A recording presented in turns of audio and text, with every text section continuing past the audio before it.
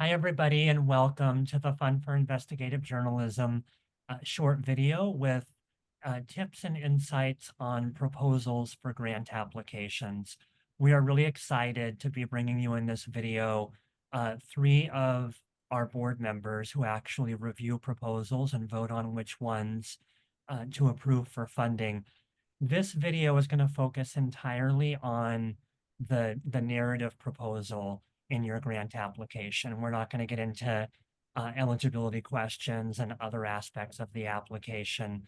You can find those online at fij.org under the apply section of the website, where we have FAQs and tips and some other videos that are up there that get into other facets of the proposal.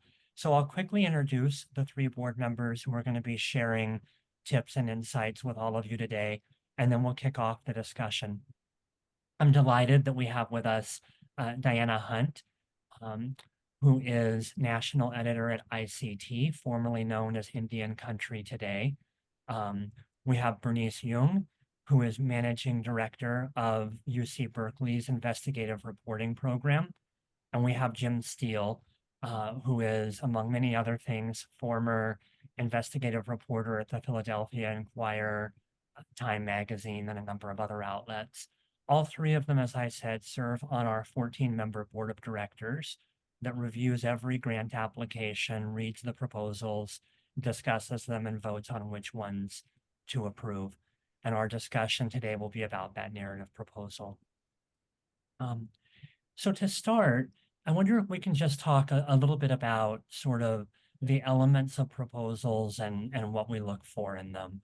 Um, Starting with, sort of the investigative hypothesis, central reporting question, and ask you all to weigh in about that. Bernice, do you want to kick us off?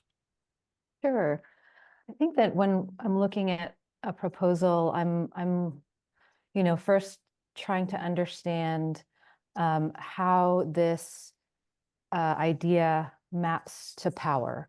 What is the accountability element to this story? And additionally, I'm interested in whether there are clear pathways to reporting out what is being proposed. Often there's a lot of pre-reporting that's already gone into a lot of these pitches, and they describe documents, they describe data, and it's often helpful for us to be aware specifically of what documents and data are available to the reporter that they've already obtained. And then in addition to kind of the clear pathway, I think when proposals are able to articulate a way of telling that story through humans, narrative, that's often also something that I'm keeping an eye out for. Yeah, I I wonder, might throw in, that in some cases there might be a strong anecdote or several anecdotes that point in a certain direction, but that they feel needs additional reporting to figure out the breadth of a subject or story. And I think those work well. We want to know what you've already found that point in this direction and what you need to do to get this to bring it home, to figure out if this is as broad as you think it is or not. I have a very strong feeling about the above, under and over guide for stories. What's the very best story you think you could come up with? If everything falls into place, what do you think it is? If you don't, what do you still have? You often have still a very good story, and we'll want to look at what your plan is for dealing with and approaching and confirming the story that you have. One of the things I think we also look for, and I call it the issue of contrast.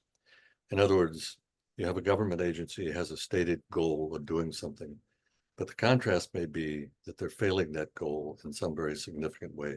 Same thing may be true of a corporation. It has very high stated goals about wanting to do something, but what the reporter is finding is it's not meeting those goals. So we always look for that kind of contrast. And I think it's an important thing to think about because a lot of stories are on the edge of being what we might call explanatory or investigative.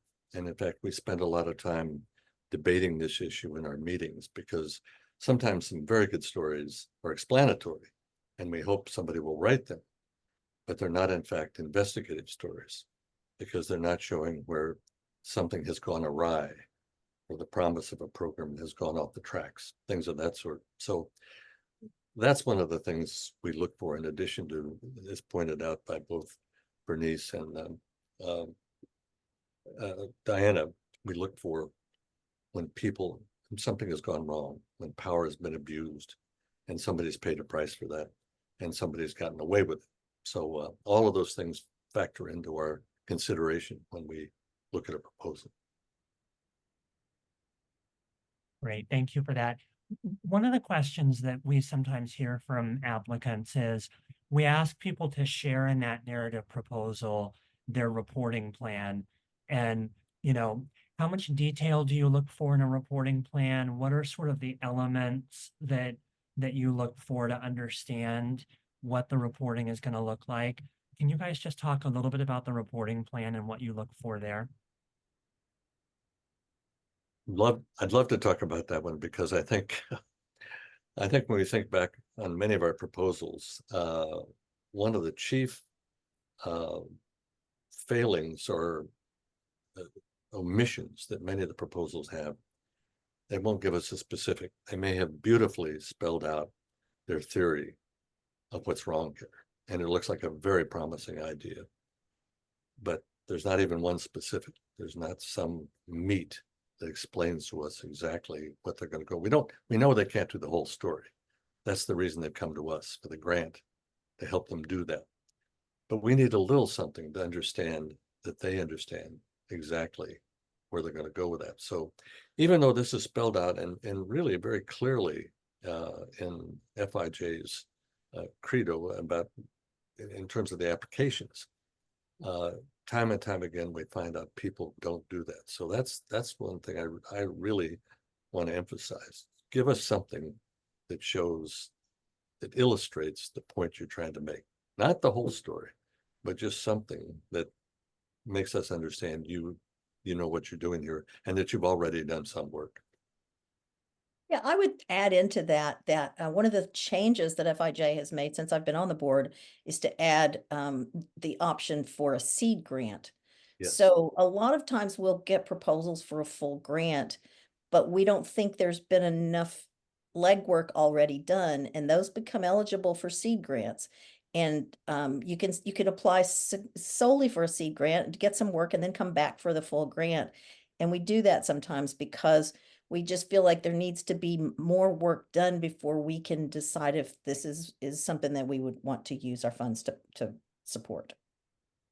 And I think in terms of a reporting plan, it's almost kind of showing your thinking behind the reporting, the logic that you're proposing behind the next steps that you would take. So, you know, it's going to be totally case specific, but are you aware of the universe of documents or data or sourcing that is available out there? And are you thinking about approaching these individuals, even if you haven't taken those steps yet, because that's what you need the grant for? That's really helpful. Thank you all for that. And on the initial findings, you know, I think you guys have each mentioned this in a different way, that we look for some initial findings in these proposals. We help you with a seed grant if you need it to go out and get initial findings. One of the things that I've heard, I think each of you during board deliberations about grants talk about is we need to not just know that you have them, but know what they are and know your source for them. And we've added, I think, some sections to the application form and to our website to make clear that all of that's kept confidential. But the level of detail that you all look for with those initial findings, I think, is really important for folks to understand too. I agree with you, Eric, and I think that detail is really the heart of many of these proposals. And the more somebody can give us that detail, the better, the more that our proposal is going to be accepted and with a good result.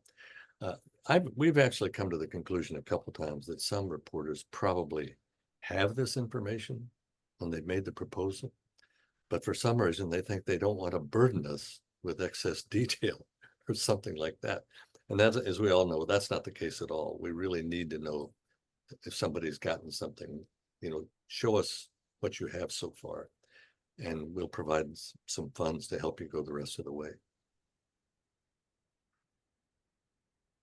I think just to add on to that point, sometimes the proposals would describe some pretty key sourcing where they provided some information, and we don't have enough information to know what type of source it is or who that source is. And I understand too that, perhaps for the reporter, there's concerns around confidentiality, or maybe it's an off-the-record source, or, there's sensitivities around it. But I think even giving us a sense of categorizing that source in some way, providing us some sense of who they are, their title, because for us, we're also vetting, the likelihood of success of this story. So if you have all of these great sources, you have all this great data and documentation already in hand, that's really exciting for us. We want to support those projects, so please do tell us about it. Exactly. And we're not your editor looking for the name of your source who's going to remain anonymous. We don't need to know that. We just need to know that you have some support behind this theory, this hypothesis that you've made for us, so that we can measure the rate of success. One area I wanted to also ask you all about is the originality question that we get into. Sort of, has this been covered before? Yes. And if it has, how is your story going to advance what's known? Talk a little bit about what you're looking for in a proposal, how you want people to articulate advancing a story that's already been out there. So few stories are truly new, right? That's exactly right, Eric. And I think that's a very good point you've raised, because I think particularly with some young reporters, they'll look at something and they'll see that, well, this has already been covered. This isn't a story. Or they'll take the reverse position. They'll trot it out as though part of it is their findings. I mean, we had a proposal recently, which was a very good idea, dealing with a healthcare company. And the whole incident, the whole anecdote that began the proposal was a very powerful one, but it had been covered ad infinitum by other news organizations. So you don't want to do that. What you want to do, you can talk about the fact that something has been covered, but how are we going to advance that? What is the new information we have? And in almost every story, you can do that. I'm not so sure every story I've done over the years has not appeared in some way or another in some smaller fashion somewhere else in the beginning. But the idea is to pick up on that, expand it, take it to new heights. And I think we all know from experience, almost every story, that can happen with almost every story. So, and if it's a matter of that part of it has been covered, make some reference to that in the proposal. Say, as some of this has happened already, but we were finding blah, blah, blah, blah, blah, that this in fact is a much more serious problem than we had thought because of X, Y, and Z. So everything is sort of out there in one way or another, but there's always room for more work if it's original. I almost get the idea sometimes that people perhaps didn't Google the subject the way we're going to do it when we get it. So Google it first and figure out who else has done it. You want to look in and look and see what else has been done. And you need to just address it head on. We're going to Google it. We're going to look to see if it's been done before. Somebody on this board of investigative reporters is going to say, that sounds familiar. I think I read that somewhere, and they're going to go back and find it. So just address it head on. You can say, yes, this part of it has been covered, but we're taking a broader approach and looking at these issues beyond that, or we have data that now shows a different element to this story that we believe is important and worth pursuing. You don't have to always be the very single first person on a specific topic. You just have to advance it and let us know about it. And it has to be a hefty advancement. You need to, I know a lot of local papers and media outlets want to localize an issue, and that's a good story. I think we would consider something, but you need to say, how does this advance the story? What are you doing to build on to what's been done? And just Google it before you submit it. Good point. Very good. So a few questions I wanted to toss out to each of you, and you guys can, as I know you will, jump in when you have thoughts to share. Diana, we talked about this a little bit earlier on the kind of, what does investigative mean to us? What's explanatory? Um, but I know that, you know, plenty of times we look at proposals that are going to kind of explore the nature of a problem or the impact of a problem. And I think oftentimes those don't hit our board's bar for being investigative because they're not necessarily getting at the cause of the problem. And I wonder if you can talk a little bit more about that, including if you have specific or hypothetical examples of a story that might be explanatory told one way, but becomes investigative when you take it a step further. Yeah, this issue reminds me of an editor I used to have who every time his garbage didn't get picked up, he would want a city hall story on what's wrong with the garbage system. We need to look at this issue and figure out what the problem is. That's probably going to be an explanatory story at best. If people are dying in the streets picking up garbage, that's a different issue. I mean, it's so you don't want to just let's look at this topic because it's an important topic. We want to know what you're looking at, what you might be looking for, what you hope to find if you dug deeper into this issue. So you need to make that. And sometimes a really good investigative tip will turn into an explanatory story.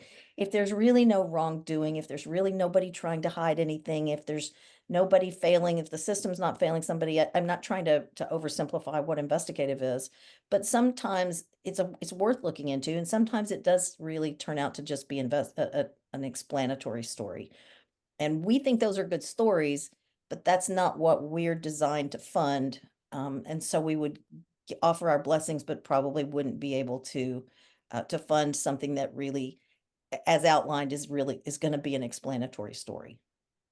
Um, so don't just tackle a topic and see what you find. Have some knowledge going in. Usually, some of the best stories I did came from a tip, an anonymous phone call, or somebody who said, this was an awful injustice that happened to me. I can't be the only one.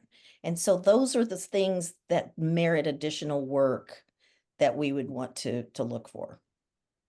I like your story about the garbage collection because we've all had examples of that. But I think the point you make with that is really very, very good because it may be just an explanatory story, but when you look deeper into it, maybe you find out that the mayor has given a contract to his wife's brother-in-law or something like that down the line, or somebody, or maybe the contract is to somebody who's come up with a new name for the company and its past behavior shows somebody that doesn't know how to do the first thing about garbage collection.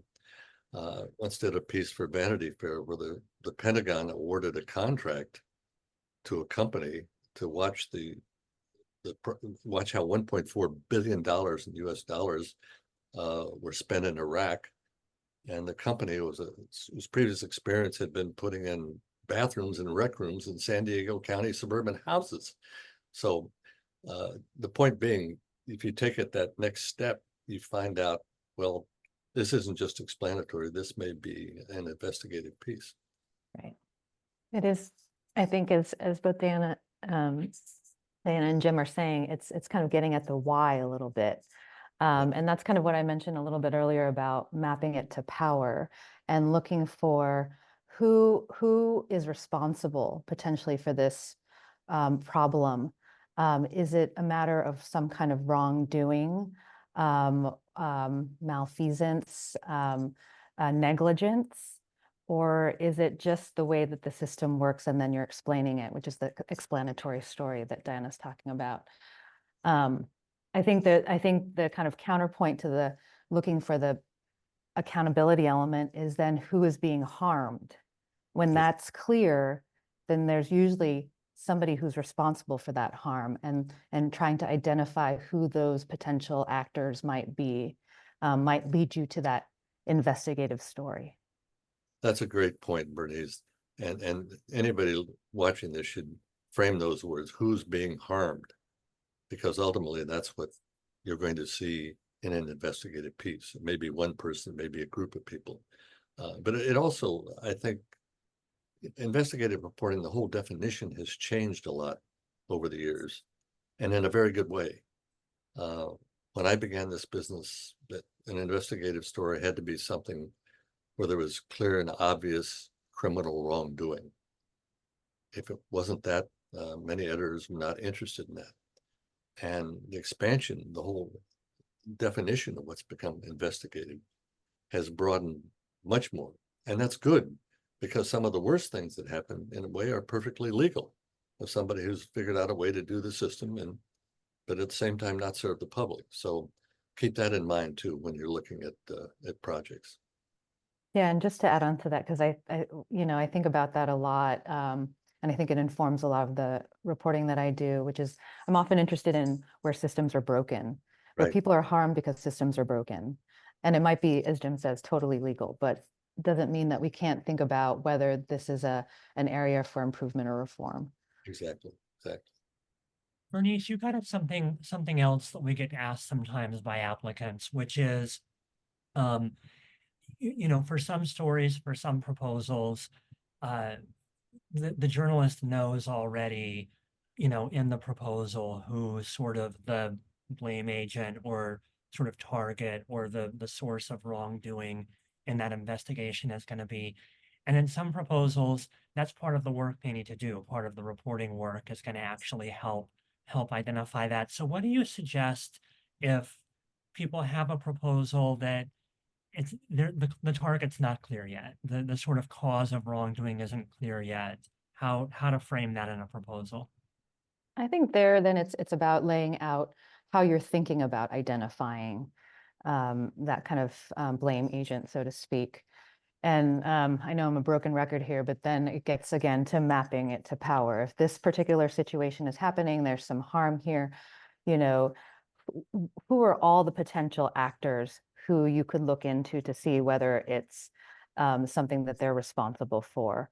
Is it a government official? Is it a government agency? Is it a supervisor? Is it a corporation? Just looking at who has some power over this scenario or situation. You can start to identify some kind of investigative reporting pathways. And I think just articulating those. Though I do think, I don't know, I'd be interested in what Jim and Diana think, but, perhaps if you haven't fully identified, who the blame agent is, perhaps that's more of a seed grant opportunity. Well, I guess there are some cases at the beginning of a project you're not always sure. And that's of course what the reporting will give you. I mean, I remember in my own case, a series I did many years ago on some Federal Housing Administration abuses, where poor people were sold houses that soon fell down. And at the beginning of this, we couldn't tell, is the problem the contractor, is the problem the real estate agent, is the problem the federal government who insured this mortgage, is it the mortgage company that provided the mortgage, is it the government inspector who approved this? Well, it turned out ultimately it was all of those folks. But in the beginning, you really couldn't tell who it was, but you could tell something was wrong there and was worth looking at. So sometimes you can see who's at fault, but sometimes you can't. But if your gut instinct tells you that there's something awry with this program, then you know that's worth following, because right away you know that some people are being harmed. Getting back to that point you made, Bernice, the people who are living in these houses that are falling down around them. So I think that's always what's so exciting, and also gives us all in this occupation sweaty palms. You get started on something like this and you don't know exactly where it's going to lead. But that's part of the excitement, and that's also part of why it's so important. Yeah, I would add to that, bringing back what Jim said about how investigative reporting the definition has evolved from being illegal. I think now being unjust is a key element. And sometimes you know there's an injustice here and you see it in the way people are being handled. You don't quite know which part of the process is falling apart, or as Jim said, mostly it's usually all of them, but you don't know that going in. And if you have those elements of people being treated in a way that's unjust or unfair, or the system is not working, you may not know who's to blame for it until you dig in a lot deeper. I know in Texas for years, the open records request would always be met with, well, what are you looking for? Well, I'm not going to tell you because I don't really know right now until I've had a chance to look at it.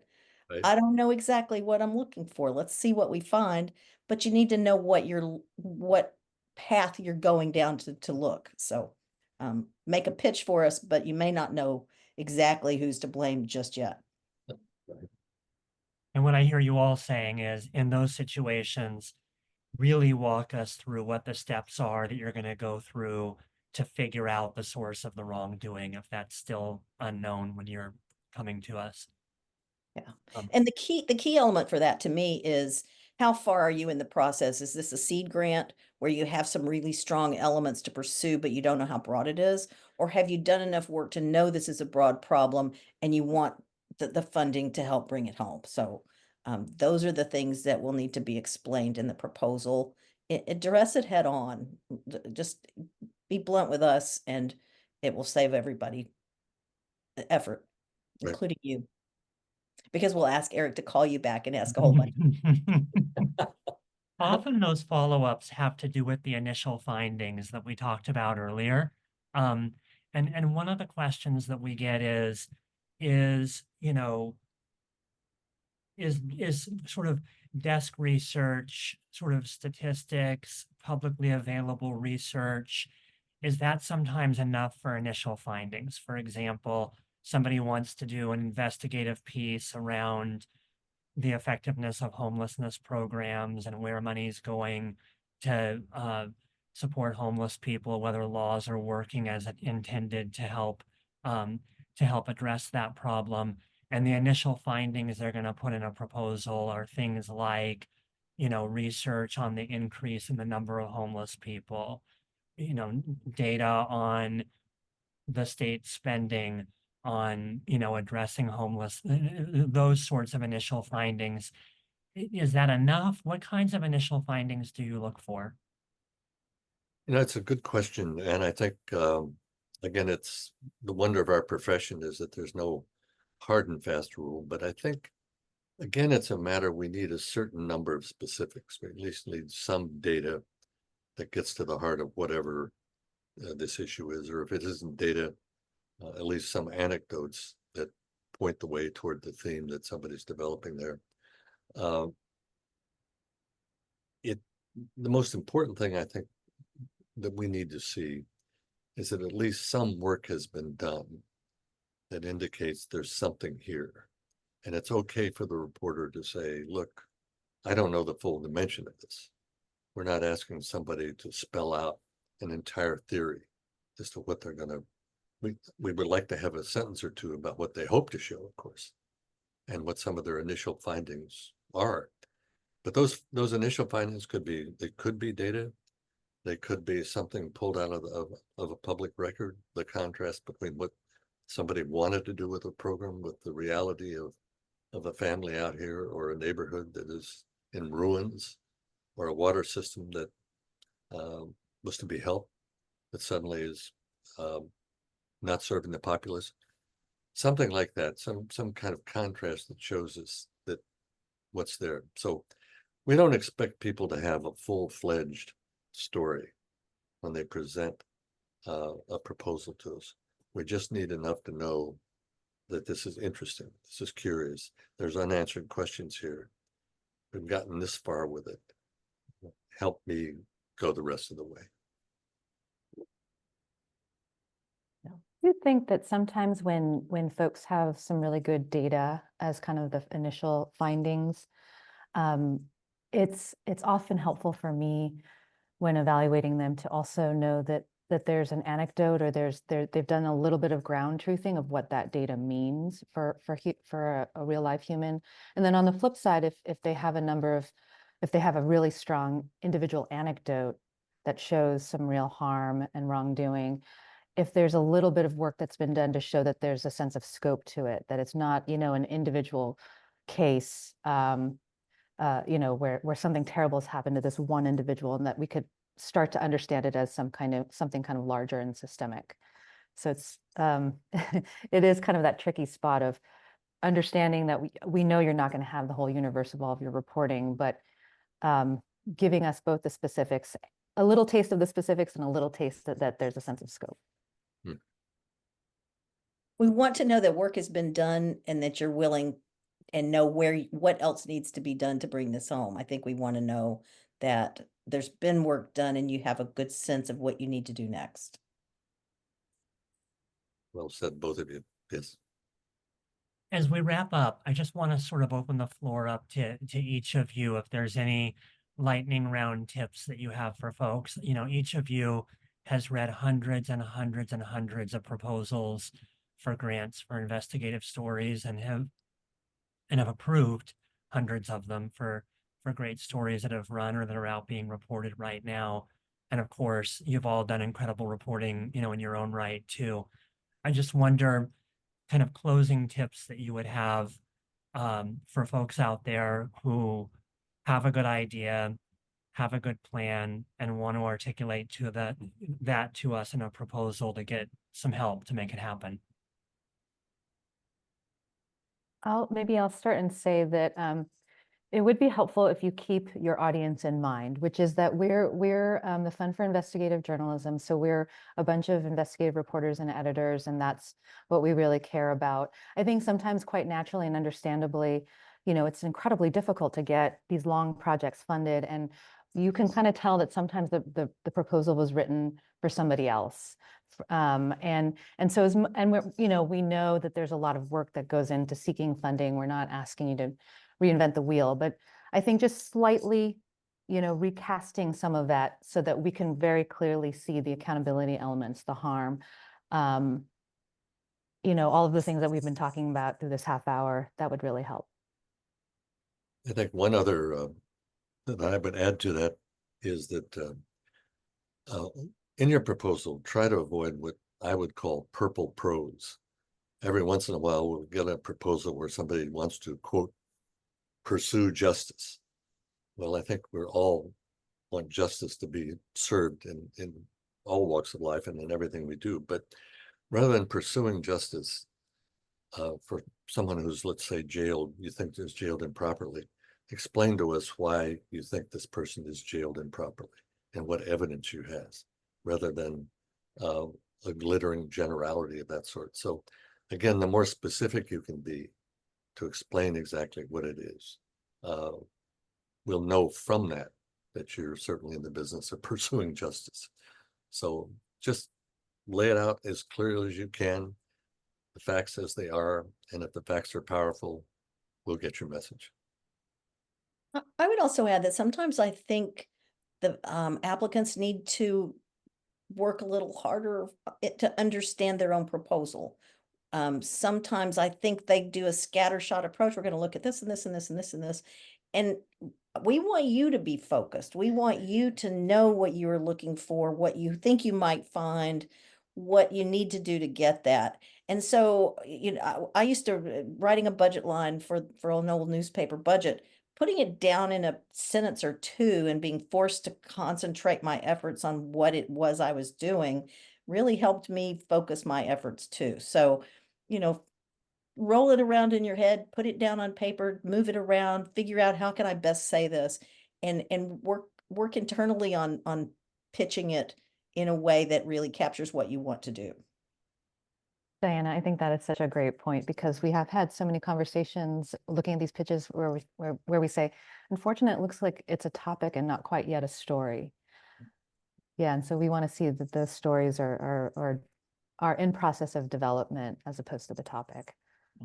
I totally agree with both of you on that, and that you also see some folks, they've already got a certain amount of information and they'll go off on a number of tangents which are very interesting, but are not central to the theme they're trying to convince us needs an investigation. So that's another thing. It's partly a writing job. Once you get that proposal out, go back and look at it 1 or 2 or 3 times after that. Writing is Robert Louis Stevenson used to say, it's not writing, it's rewriting. And that's true of our stories, and it's true of your proposals as well.